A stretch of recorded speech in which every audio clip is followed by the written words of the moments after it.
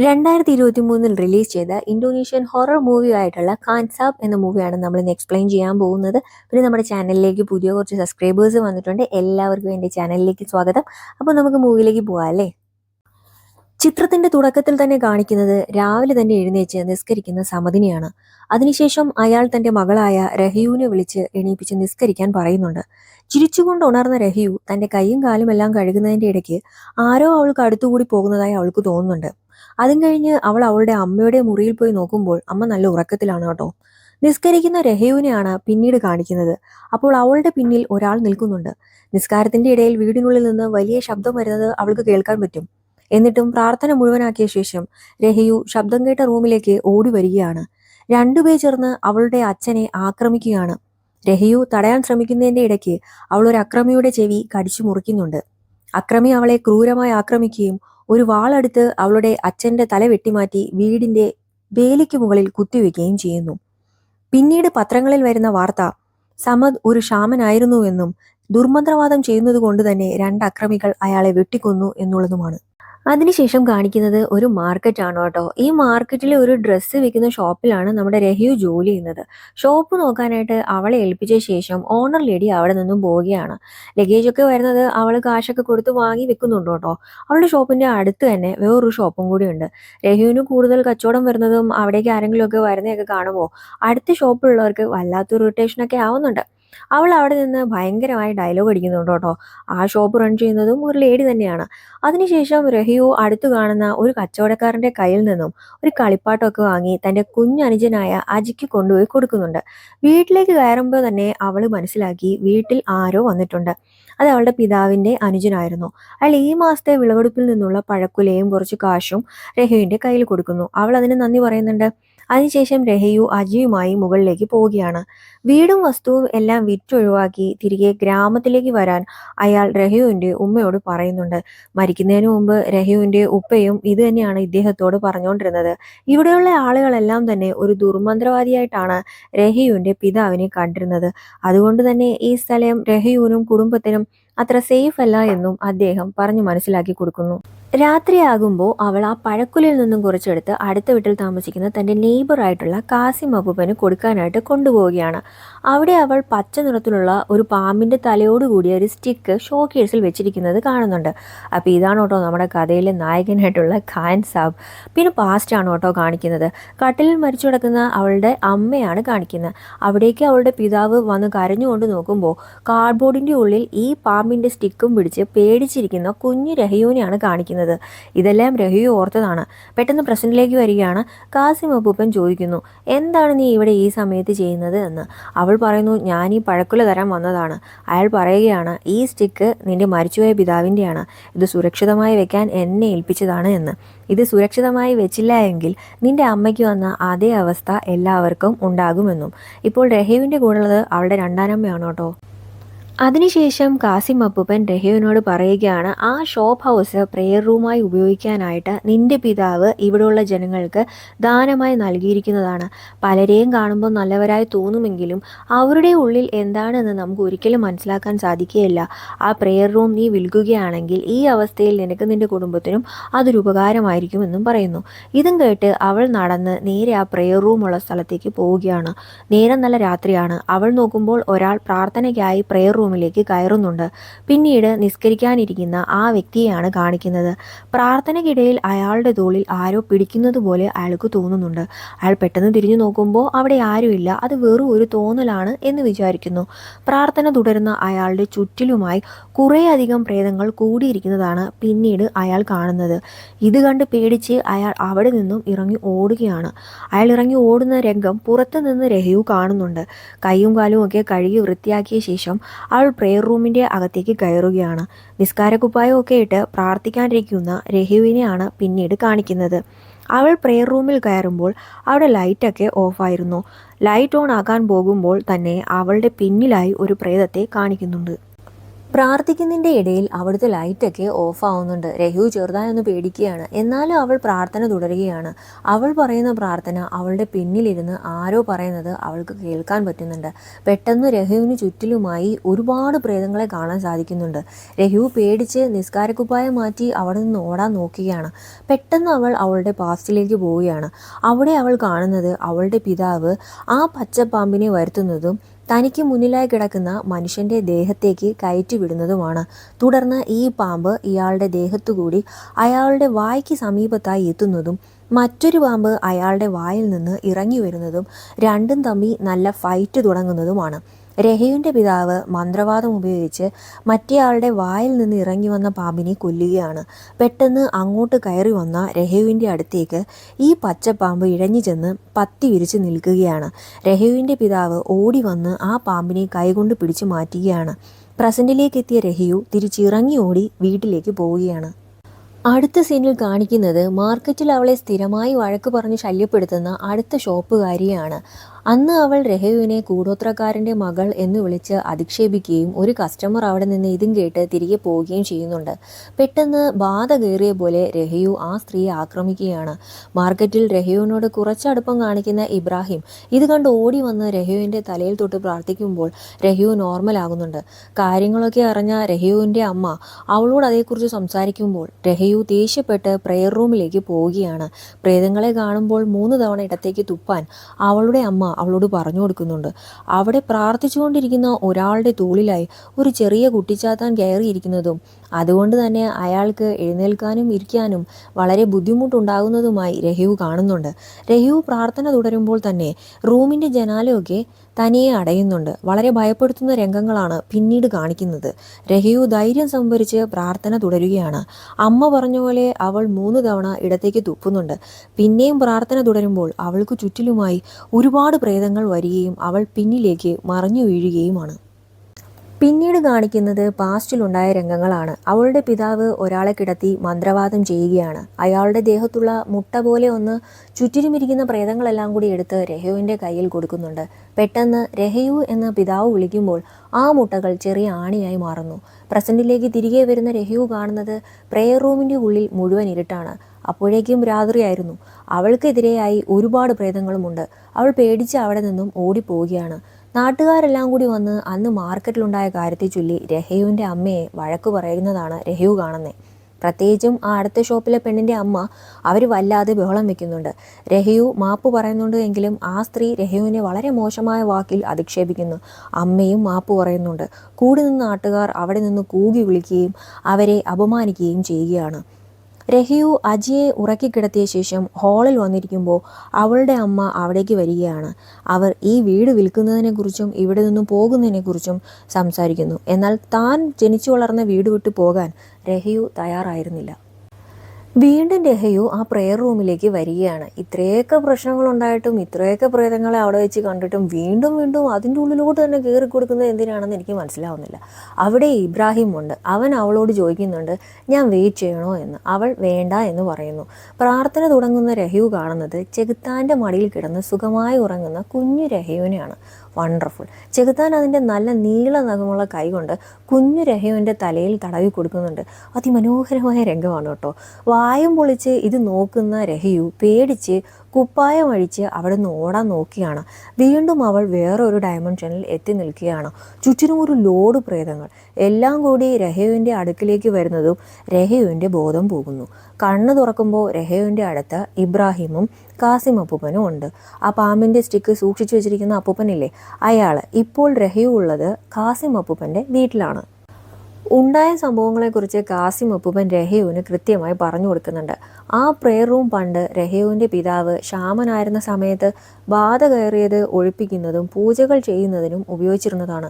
അതുകൊണ്ട് തന്നെ ആ ഒഴിഞ്ഞുപോയ പ്രേതങ്ങളെല്ലാം ഇപ്പോൾ അവിടെ ഉണ്ട് എന്നും എല്ലാവരും കൂടി ചേർന്ന് ആ പ്രെയർ റൂം ഇപ്പോൾ ഒരു പ്രേത ടൗണായി മാറിയിരിക്കുകയാണ് എന്നും പറയുന്നു.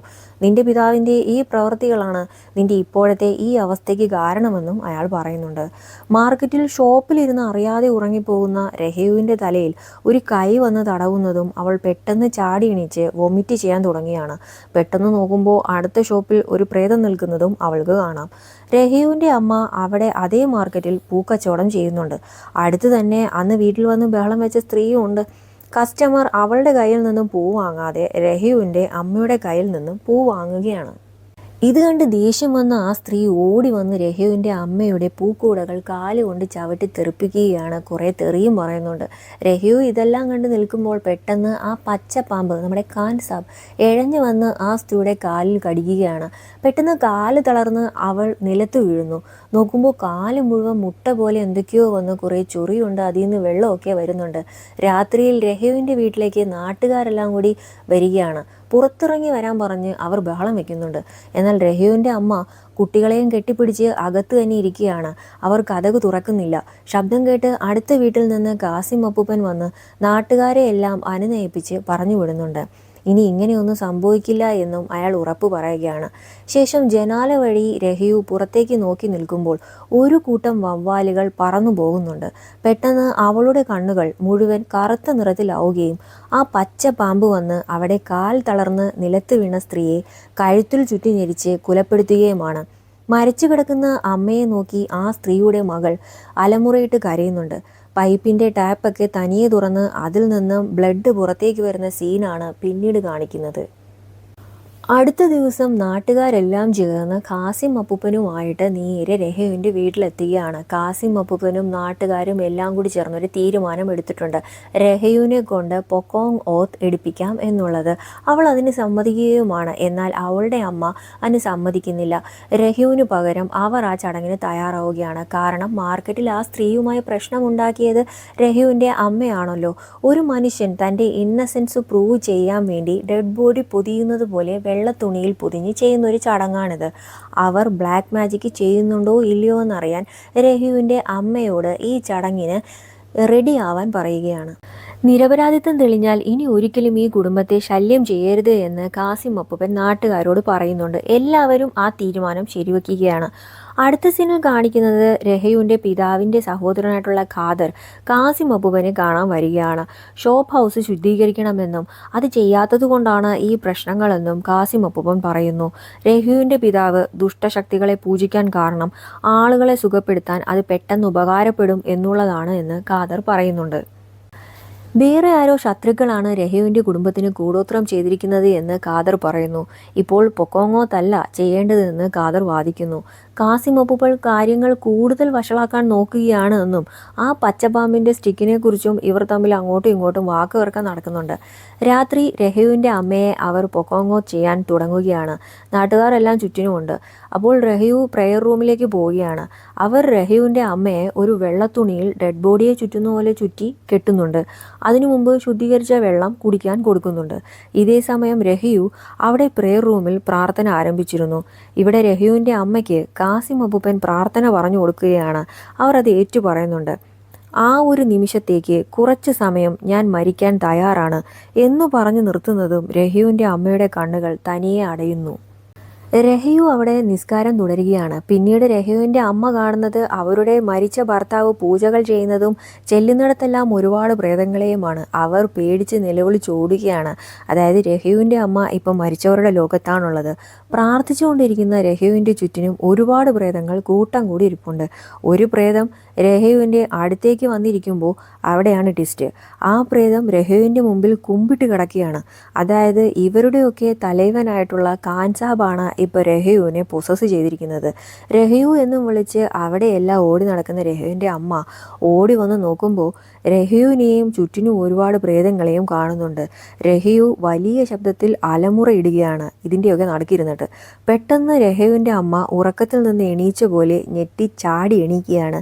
അങ്ങനെ അവർ നിരപരാധിയാണെന്ന് അവർ തെളിയിച്ചിരിക്കുന്നു. ഇനി ഒരിക്കലും ഈ കുടുംബത്തെ ആരും ശല്യം ചെയ്യരുത് എന്ന് കാസിം അപ്പൂപ്പൻ അവിടെ കൂടിയ നാട്ടുകാരോട് പറയുകയാണ്. എന്നാൽ അമ്മ അവിടെ കണ്ട കാര്യങ്ങളൊന്നും ആരോടും പറയുന്നില്ല കേട്ടോ. എല്ലാം കഴിഞ്ഞ് തിരികെ വീട്ടിലെത്തിയ അമ്മ കിളി പോയ പോലെ അവരുടെ ഫാമിലി ഫോട്ടോയും നോക്കി ഒരേ ഒരു ഇരിപ്പാണ്. അവർ കണ്ടത് ശരിക്കും അവർക്ക് വിശ്വസിക്കാൻ കഴിഞ്ഞിരുന്നില്ല. രഹയു ഇത് കാണുന്നുണ്ട്. അടുത്ത ദിവസം കോഫി കുടിച്ചിരുന്ന രഹയുവിൻ്റെ അടുത്തേക്ക് ഇബ്രാഹിം വന്ന് വീടും സ്ഥലവും വാങ്ങാൻ ആൾ വന്ന കാര്യം പറയുന്നു. ഉടനെ വീട്ടിലെത്തിയ രഹയു ആളുകൾ വീടിന് വില പറഞ്ഞ് പിരിയുന്ന കാര്യം കാണുന്നുണ്ട്. അവൾ അമ്മയോട് ഇതും പറഞ്ഞ് ദേഷ്യപ്പെടുന്നു. എന്നാൽ അമ്മ അന്ന് കണ്ട കാര്യങ്ങൾ അവളോട് പറയുകയാണ്. നിന്റെ അച്ഛൻ ബ്ലാക്ക് മാജിക് ചെയ്തിരുന്നു എന്നും നിന്നെ ഞാൻ അവിടെ കണ്ടു എന്നും പറയുന്നു. പെട്ടെന്ന് രഹയു പൊസസ്ഡ് ആവുകയും എൻ്റെ പിതാവ് നല്ലവനാണെന്നും പിതാവിൻ്റെ മരണത്തിന് കാരണം അദ്ദേഹത്തിൻ്റെ അനുജനും മകനുമാണെന്നും മരണമറിഞ്ഞ് വന്ന അന്ന് രാത്രി അയാളുടെ മകൻ്റെ ചെവിയിലെ മുറിവ് താൻ കടിച്ചതിനാൽ ഉണ്ടായതാണ് എന്നും പൊസസ്ഡായ രഹയു അമ്മയോട് പറയുന്നു. അവർക്ക് വേണ്ടത് പിതാവിൻ്റെ സ്വത്താണ് എന്നും പറയുന്നുണ്ട്. അത് കഴിഞ്ഞ് അവൾ അവിടെ ബോധം കെട്ട് നിലത്ത് വീഴുകയാണ്. ഇത് കണ്ട് പേടിച്ച് ചെവിയും പൊത്തി അവളുടെ അമ്മ അവിടെ ഇരിപ്പുണ്ട്. ബോധം വരുമ്പോഴേക്കും രാത്രിയായിരുന്നു. അവൾ ഓടി ഷോപ്പിലെത്തുമ്പോൾ ഇനി ജോലിക്ക് വരണ്ട എന്നും പറഞ്ഞ് കുറച്ച് കാശും കൊടുത്ത് ആ ഓണർ ലേഡി അവളെ അവിടെ നിന്നും പറഞ്ഞു വിടുകയാണ്. രഹയു സങ്കടം കൊണ്ട് നിലവിളിക്കുകയാണ്. അവൾ തല തല്ലി കരഞ്ഞുകൊണ്ടാണ് വീട്ടിലേക്ക് തിരികെ വരുന്നത്. വീടിൻ്റെ മുകൾ നിലയിലെത്തിയ അവൾ ഇത്രയും നാൾ അവൾക്ക് നേരിടേണ്ടി വന്ന എല്ലാ അപമാനത്തെയും കുറിച്ച് ഓർത്ത് നിലവിളിച്ച് കരയുകയാണ്.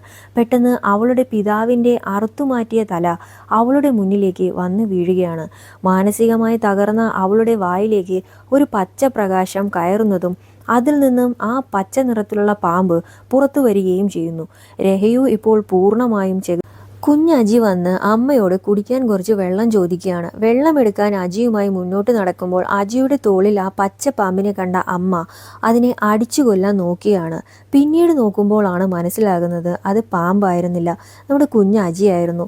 ചെകുത്താനുണ്ടാക്കിയ ഹാലൂസിനേഷനിൽ രഹയുവിൻ്റെ അമ്മ അകപ്പെട്ടു പോവുകയായിരുന്നു. അതിനുശേഷം കാണിക്കുന്നത് രഹയുവിൻ്റെ പിതാവ് വന്ന് അമ്മയെ കൊണ്ടുപോയി മുകളിലേക്ക് ചൂണ്ടിക്കാണിച്ച് തൂങ്ങി മരിക്കാൻ പറയുന്നതാണ്.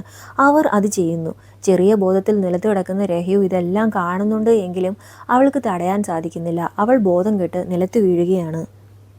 അടുത്ത സീനിൽ ബോധമില്ലാത്ത രഹയുവുമായി കാറിൽ സ്പീഡിൽ പോകുന്ന ഖാദറിനെയും ഭാര്യയുമാണ് കാണിക്കുന്നത്. അവർ അവളെ അവരുടെ വീട്ടിലെത്തിച്ച് കാര്യങ്ങളൊക്കെ പറഞ്ഞ് ആശ്വസിപ്പിക്കാൻ ശ്രമിക്കുന്നു.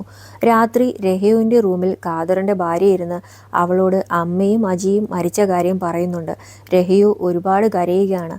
രാത്രി ഉറക്കത്തിൽ സ്വപ്നം കണ്ട് ഞെട്ടിയണിച്ച ഖാദറിൻ്റെ ഭാര്യ ആ പ്രെയർ റൂമിലാണ് പാമ്പിൻ്റെ കൂട് ഉള്ളത് എന്ന് അത് എങ്ങനെയെങ്കിലും എത്രയും പെട്ടെന്ന് കണ്ടെത്താനും ഖാദറിനോട് പറയുന്നുണ്ട്.